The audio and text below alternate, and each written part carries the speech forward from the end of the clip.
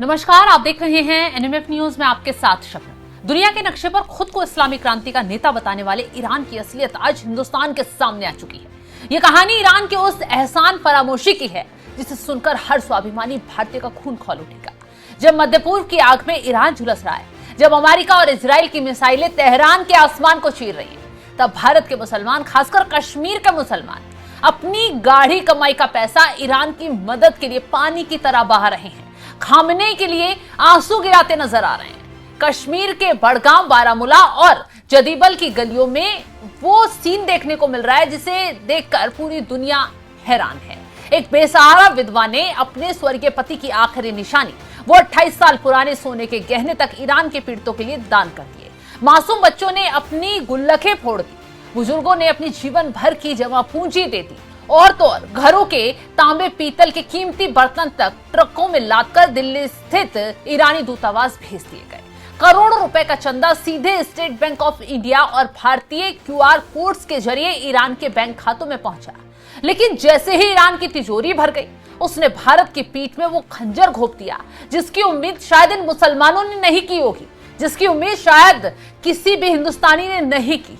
Iran की हरकत पर अब भारत के मुसलमान उससे गालियां देने पर उतारू हो गए। दरअसल दिल्ली में बैठे ईरानी दूतावास ने पहले तो मदद के नाम पर ट्वीट कर कश्मीर और भारत का शुक्रिया अदा किया, लेकिन जैसे ही पाकिस्तान के भाड़े के ट्रोलर्स ने सोशल मीडिया पर कश्मीर कश्मीर चिल्लाना शुरू किया, ईरान की घिघी बन गई।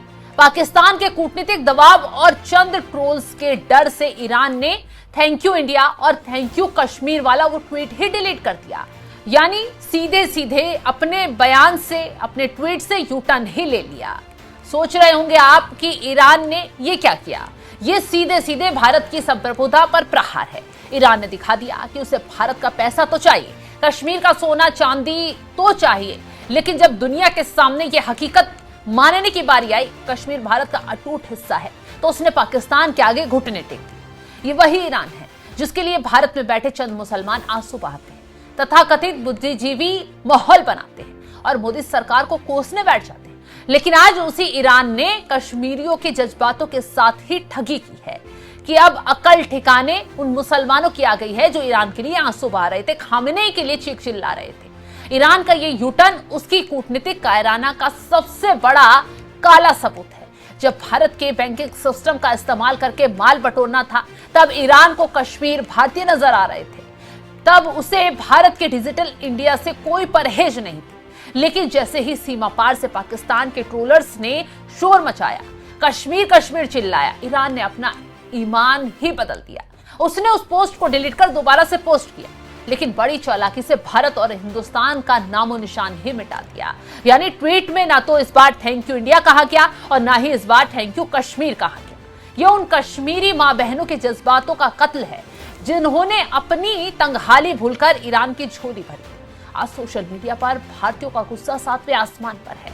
लोग ईरान से अपना एक एक पैसा और गहने वापस मांग रहे हैं। सोशल मीडिया पर यूजर इलियास खान ने ईरान को कड़ी फटकार लगाते हुए लिखा, कश्मीर भारत का हिस्सा था, कश्मीर भारत का हिस्सा है, कश्मीर भारत का हिस्सा रहेगा। इन पाकिस्तानियों के लिए आपको ट्वीट डिलीट नहीं करना था, इससे हमें तकलीफ पहुंची है। कश्मीरी भाई बहनों ने ईरान के दिल खोलकर मदद की। वहीं एक और अन्य यूजर ने ईरान के दोगलेपन को बेनकाब करते हुए साफ लहजे में कहा, अगर तुम्हें कश्मीरियों को भारतीय बताने में इतनी शर्म आती है तो हिम्मत दिखाओ और हमारा एक एक पैसा और महिलाओं के गहने वापस करो। गुमनाम बनकर हमें तुम्हारी थैंक यू नहीं चाहिए। एक और तीखे कमेंट से ईरान को घेरा गया और लिखा गया, कश्मीर भारत का मुकुट है, तुमने हमारा चंदा लिया तो तुम्हें यह भी स्वीकारना होगा कि कश्मीरियों ने एक सच्चे भारतीय के रूप में तुम्हारी मदद की है। पोस्ट डिलीट करके तुमने भारत की संप्रभुता का अपमान किया है। अब सवाल बड़ा यही है कि क्या ऐसी एहसान फरामोश सत्ता को कोई भी मानवीय सहायता भेजी जानी चाहिए जो हमारे देश के नक्शे और अस्मिता का सम्मान तक नहीं कर सकती। ईरान ने ट्वीट भले ही डिलीट कर दिया हो, लेकिन उसने 140 करोड़ भारतीयों के मन में अपने लिए नफरत की जो दीवार खड़ी की है, उसे वो सदियों तक नहीं गिरा पाएगा।